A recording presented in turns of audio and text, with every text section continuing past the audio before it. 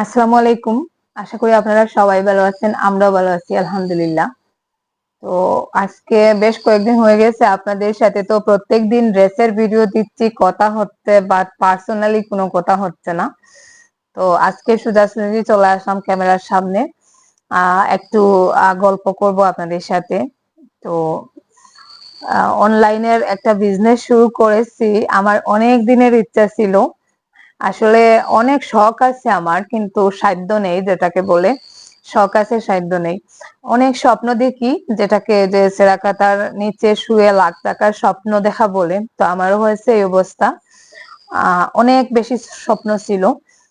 তো যাই হোক, আল্লাহ যদি কখনো সহায় হন, আল্লাহ সাকসেস করেন, হয়তো স্বপ্নের পথে কিছুটা এগোতে পারি। তো এক এক ধাপ এক ধাপ করে এগোচ্ছি আলহামদুলিল্লাহ।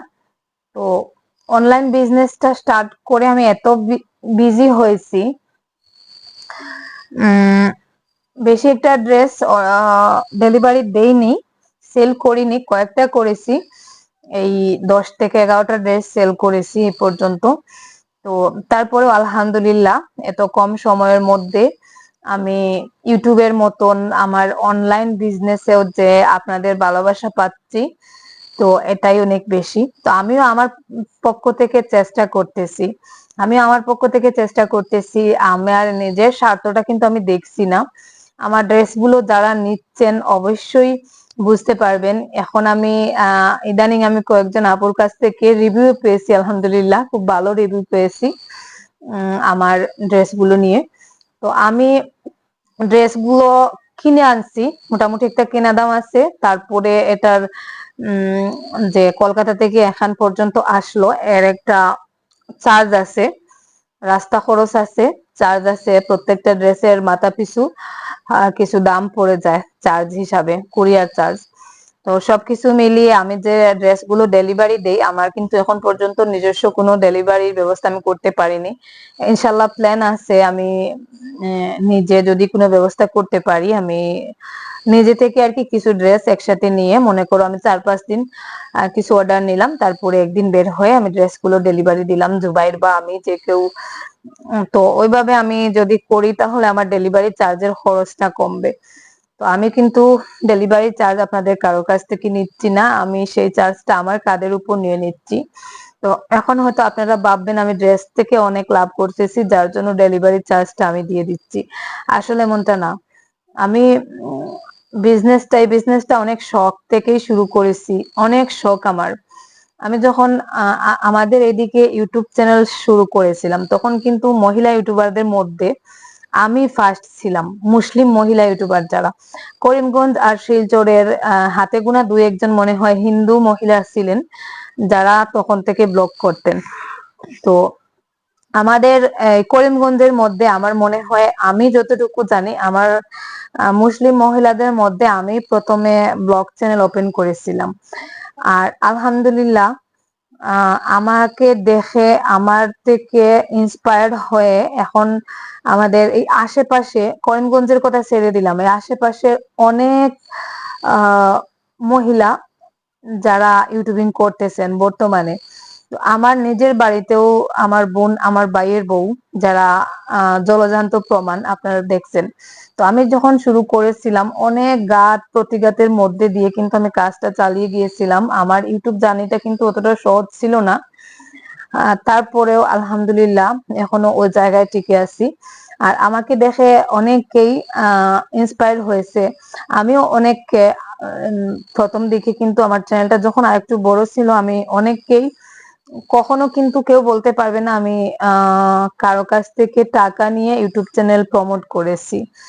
তো বিনা টাকায় আমি অনেকের চ্যানেল মোটামুটি একটু প্রমোট করে দিয়েছি, শেয়ার করে দিয়েছি, ভিডিওতে নাম বলেছি।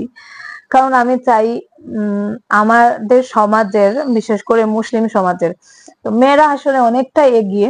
তো আমি আমার এতদ অঞ্চলের কথা বলতেছি, আমাদের এই যে বরাক ভ্যালির মেয়েরা যারা, তো যারা হয়তো কিছু করতে চায় কিন্তু সেই সাহসটা অর্জন করে উঠতে পারে না, বা হয়তো ভেতরে ভেতরে চায়, কিন্তু এটা করবে এই সিদ্ধান্তটা নিতে পারে না বা এই সাহসটা অর্জন করতে পারে না।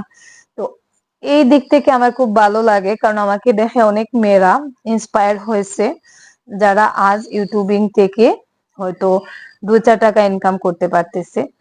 তো এখন আমি অনলাইন যে বিজনেসটা শুরু করেছি, আমাদের এইদিকে এখন পর্যন্ত এরকম অনলাইন কোনো পেজ নেই।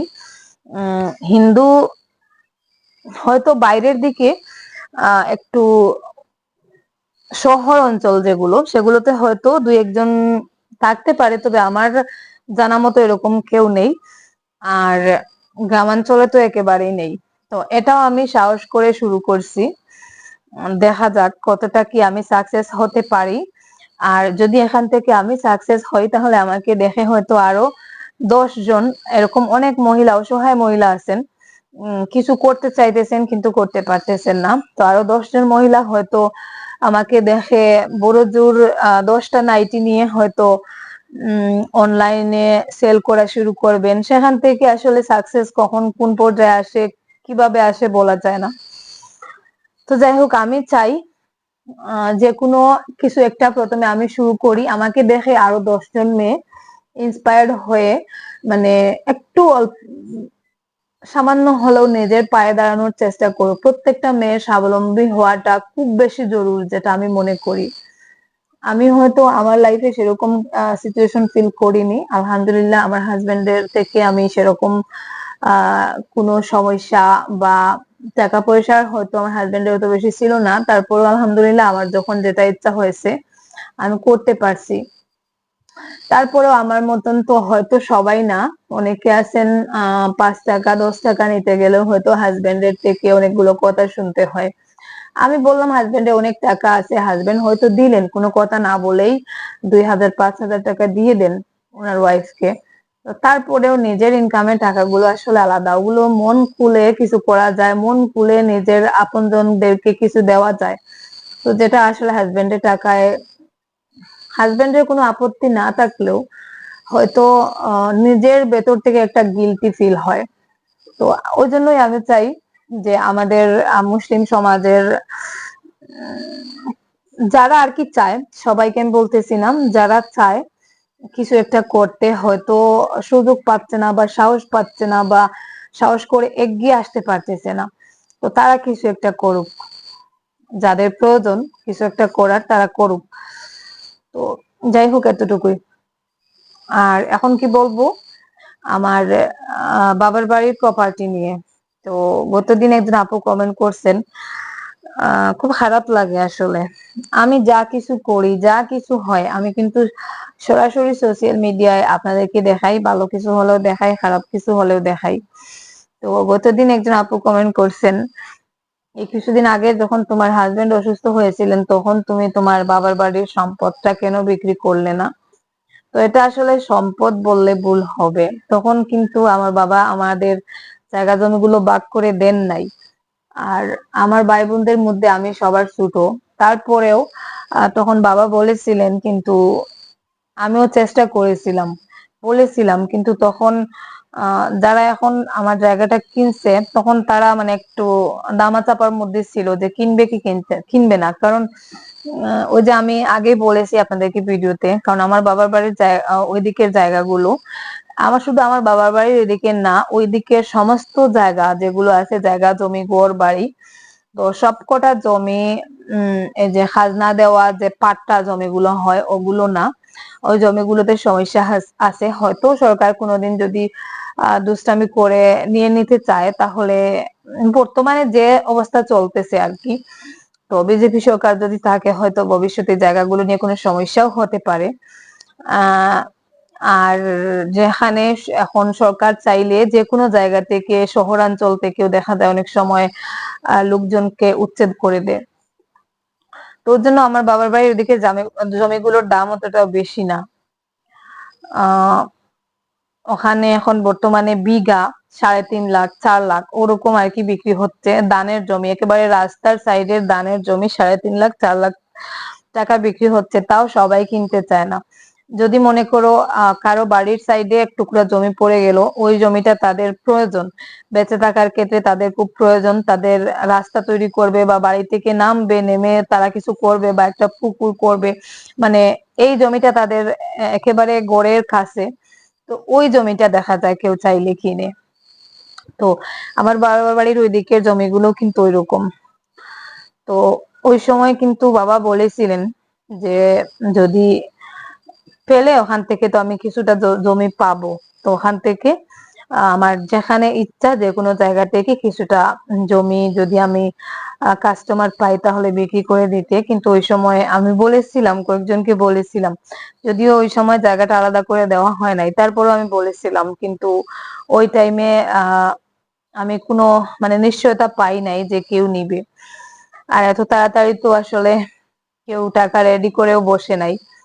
তো যাই হোক, আলহামদুলিল্লাহ বাবার বাড়ি থেকে যতটুকু যা পেয়েছি, আমার বাবার আবার অতটুকু জমি নেই, তো ছেলেরা মনে করে 1 বিঘা পেলে মেয়েরা 8 বিঘা পেয়েছে, ওই রকম আর কি। তো যাই হোক, আমি আমার জমিগুলো থেকে যেটুকু টাকা পেয়েছি, আমি চাচ্ছি ওই টাকাগুলো মানে আমার বাবার সম্পদ, এটা আলাদা একটা ফিলিং আছে। তো ওই টাকাটা কিছু একটা কোনো একটা কাজে লাগাতে, যেটা দিয়ে মানে কিছু একটাতে ইনভেস্ট করতে। আসলে টাকা এমন জিনিস, এই আছে এই নেই, কোন দিক দিয়ে কোন দিকে যাওয়ার একটা রাস্তা বেরিয়ে যাবে, খরচ হয়ে যাবে। তো তার বদলে আমি ভাবলাম কোনো একটা আমার শখের কোনো একটা জিনিসে আমি ইনভেস্ট করি, তো ইনভেস্ট করে দেখি কেমন হয়। তো যাই হোক, আমার অনলাইন অফলাইন আমার এখন বর্তমানে বিজনেসটা অনলাইন চলতেছে। তো আমি এখানে একটা শপ পেয়েছিলাম আমার বড় বোনের হাজবেন্ডের আর কি এক বন্ধুর। তো ওখানে আসিমগঞ্জ বাজারে, আমার নানির বাড়ির কাছে যে বাজারটা, ওই বাজারে। তো আমাদের বাড়ির গ্রামে এখন আমাদের বাড়ির পাশে যে বাজারটা, ওই বাজারে যদি সব পাওয়া যেত আমার জন্য খুব সুবিধা হতো। কিন্তু ওখানে এখন সব পাওয়া যায় না, আর যদিও বা টুকটাক কিছুটা একটু আনসাইডে পাওয়া যায়, তারও দেখা যায় অ্যাডভান্স অনেক বেশি, যেটা আমার পক্ষে বহন করা সম্ভব হবে না, আমার শখটাও কখনো পূরণ হবে না। তো যাই হোক, আলহামদুলিল্লাহ আমি কিছুদিন আগে আমার বোন বললেন, আমার বড় বোন, যে ওখানে একটা গড় আছে, অ্যাডভান্স সামান্য কিছু দিলে হবে, তো ওই গড়টা যদি পছন্দ হয় নিয়ে নিতে। যাই হোক, আমি গড়টা আজকে দেখে আসছি। যদিও একেবারে মেইন রোডের মধ্যে না, মেইন রোডের একটু আর কি স্টেশন রোডের এই সামনের দিকে। তো যাই হোক, দোকানটা দেখছি, দোকানটা একেবারে সুন্দর করে সাজানো, এখানে আমার আর সেরকম কোনো খরচ করতে হবে না। তো যদি দোকানটা আমার হয় মানে কথায় বার্তায় হয়, আর আমি যদি পারি, তাহলে চেষ্টা করব আমি দোকানটা রেখে দিতে। আর যদি দোকানের দিকে কোনো লাইন হয় আমি রাখতে পারি, তাহলে আমি চাচ্ছি মানে ছোট করে হোক, একেবারে অল্প পুঁজি দিয়ে হোক, ছোট করে একটা ইউনিক ধরনের আর কি, নর্মাল বাজারে যে কাপড় চোপড় গুলো পাওয়া যায় সেগুলোর থেকে একটু আলাদা আলাদা ধরনের কিছু কাপড় চোপড় এনে ছোট করে একটা শপ সাজাতে, যেখানে আমি অনলাইন অফলাইন দুটোই চালাতে পারবো। তো বর্তমানে আমি হয়তো বাইরে থেকে অনলাইনে কিছু ড্রেস দিচ্ছি, যেটা হয়তো আমি নতুন এখন বর্তমানে কাস্টমার পাচ্ছি, হয়তো কিছুদিন পরে নাও পেতে পারি, আর হয়তো বা পেলামই। তারপরেও যদি আমি দেখা যায় আমার দোকানের অ্যাড্রেস দেই যে এখানে আসলে আপনারা সরাসরি নিতে পারবেন, তো আমি যদিও শপ ওপেন করি, অনলাইন অফলাইন দুটোই আমার চলবে ইনশাল্লাহ, যদি সম্ভব হয় চেষ্টা করব আমি। তো আমি সেরকম একটা চিন্তা ভাবনায় আছি। আর যদি শপের বিষয়টা হয়ে যায়, আমি খুব তাড়াতাড়ি আহ কলকাতায় যাব, কলকাতায় গিয়ে নিজে বেছে বেছে কিছু কাপড় চোপড় আনবো। আমার অ্যামাউন্ট কম, আমি যে টাকাটা পেয়েছি, আমার কাছে যে বাজেটটা আছে, তো ওই বাজেটের মধ্যে দিয়ে মনে করো ওই টাকাটা আমি একসাথে পাচ্ছি না, প্রথমে এক ধাপ পেয়েছিলাম, বর্তমানে গতদিন এক ধাপ পেয়েছি, আর আরো কিছুটা টাকা রয়েছে, সেটা আরো 2-3 দিনের ভেতর পেয়ে যাব। তো যাই হোক, টাকাটা পেয়ে গেলে আমি চেষ্টা করতেছি ছোট করে হলে, যদি ওই টাকা দিয়ে ম্যানেজ করা যায়, ছোট করে হলে একটা শপ তৈরি করব, ড্রেসের শপ আর কি, যেটা আমার অনেক বেশি শখ। তো যাই হোক, আর কিছু বলার নেই। রাতও হয়ে গেছে, অনেকটা ঘুম চলে আসতেছে। আর যদি আমার শপের বিষয়টা হয়ে যায়, আমি 2-3 দিনের ভেতর কলকাতায় রওনা দিব। কলকাতার ভাড়াটাও, ট্রেনের ভাড়াটা, যেহেতু ট্রেন সার্ভিস আছে আমাদের এখান থেকে, নর্মাল যে স্লিপার ক্লাস সিট গুলো হয়, তো ওগুলোর ভাড়া 650 টাকা বোধহয়, বেশি না, 600, মানে 600-650-র ভেতরে, 630 টাকা, 650 টাকা, ওরকমই। ওখান থেকে সোজা কলকাতা যাওয়া যায় আর কি, ওই ভাড়াতে। তো বেশি একটা খরচও হবে না, 4-5 হাজার, ধরো 6-7 হাজার টাকা খরচের বাজেট রেখে বাকি টাকার কিছু কাপড় চোপড় কিনে আনবো, এনে আমি একটা শপ তৈরি করব। দেখা যাক, যদি আমার শপের বিষয়টা কমপ্লিট ফাইনাল হয়ে যায়, আর ওইদিকে যদি আমি আমার টাকাগুলো পেয়ে যাই, তাহলে খুব তাড়াতাড়ি যদি কলকাতায় যাই, অবশ্যই তো আপনারা, আমি যতটুকু পারি ভিডিও শেয়ার করব আপনাদের সাথে। আর তো এটাই, পৈতৃক সম্পত্তিটা আমি কিছু একটা কাজে লাগাতে চাচ্ছি, যেটা এমনি এমনি খরচ হয়ে যাক, আমি চাই না। কোনো একটা জিনিসে আমি ইনভেস্ট করতে চাচ্ছি। আর কাপড়, বাসস্থান, বস্ত্র, ঔষধ, এগুলোর চাহিদা কিন্তু সব সময় থাকে। তো যাই হোক, আমি আমার মতন করে সর্বোচ্চটা দিয়ে চেষ্টা করব। আর আর আজকের মতো এই পর্যন্ত। আর কিছু বলার আছে কি নেই আমি। ও, আরেকটা বিষয়, আপনারা আমার ড্রেস গুলোর বিষয়ে বাংলাদেশ থেকে আমি বেশ কিছু কমেন্ট পাচ্ছি, হোয়াটসঅ্যাপে মেসেজ পাচ্ছি যে আপু, বাংলাদেশে কি ডেলিভারি দেওয়া যাবে? তো সরি টু সে, বলতে খারাপ লাগতেছে, যদি দিতে পারতাম তাহলে আমারও ভালো লাগতো, বাট বাংলাদেশে যদি আমি 1000 টাকার একটা ড্রেস আপনাদেরকে পার্সেল করে, মানে কুরিয়ার করে পাঠাতে যাই, তাহলে ওটা ওজন করে ডেলিভারি চার্জটা, মানে কাপড়ের দাম থেকে বেশি হয়ে যাবে, যেহেতু ওটা ইন্টারন্যাশনাল, তো বেশি হয়ে যাবে। আর আসাম, নলবাড়ি, তারপরে বরপেটা, ওই দিক থেকেও কিছু আপু মনে হয় আমার ভিডিও দেখেন। তো আমাদের আসামের ভেতর বা আমাদের সম্পূর্ণ ভারতের ভেতরে হলেও সমস্যা নেই, আমি কুরিয়ার সার্ভিস করে পাঠিয়ে দিব। হয়তো ডেলিভারি চার্জটা যদি দূরে হয় তাহলে একটু বেশি লাগে, কাছাকাছি হলে ডেলিভারি চার্জটা মনে করো 100 বা 120 টাকায় হয়ে যায়। আর যদি দেখা যায় একটু দূরে, যেমন গুয়াহাটিতে আমি একটা পার্সেল পাঠিয়েছি, যেটা ডেলিভারি খরচ গেছে 200 টাকা, একটা বুরকার পার্সেল পাঠিয়েছিলাম। তো যে বুরকাটা থেকে আমার সেরকম লাভ হয় নাই, তারপরেও আমি চাচ্ছি, আমার লাভের প্রয়োজন নেই, আমার কাস্টমারদেরকে, কাস্টমাররা আমাকে ভরসা করুক, যেহেতু এটা আমার বিজনেসের প্রথম দিক একেবারে। তো আমার কাস্টমাররা সবসময় আমাকে ভরসা করুক, আমাকে বিশ্বাস করুক, এটাই আমি চাই। আর আমার অনলাইন অফলাইন বিজনেস, যদি অফলাইন শুরু করি, তাহলে বিজনেসটা যেন আমি সুন্দরভাবে বিশ্বাসের সাথে বিশ্বাস অর্জন করে চালিয়ে যেতে পারি, এটুকুই আর কি আমার ইচ্ছা। তো যাই হোক, আশা করি বুঝতে পারছেন, আসামের ভেতরে যে কোনো জায়গায় হোক, ডেলিভারির জন্য লাগবে জাস্ট আপনার অ্যাড্রেস, নাম, ফোন নাম্বার, এটা দিলেই আমি ডেলিভারিটা করে দিব। আর বাংলাদেশের ওইদিকে দেখা যায়, মানে অন্য দেশে পাঠাতে গেলে কুরিয়ার চার্জটা ইন্টারন্যাশনাল হয়ে যায়, অনেক বেশি বেড়ে যায়। তো যদি কখনো আমার থেকে কোনো ড্রেস নেওয়ার ইচ্ছা থাকে, শখ থাকে, তাহলে আমাকে জাস্ট ছবিটা পাঠাবেন, বিশেষ করে বাংলাদেশের যারা।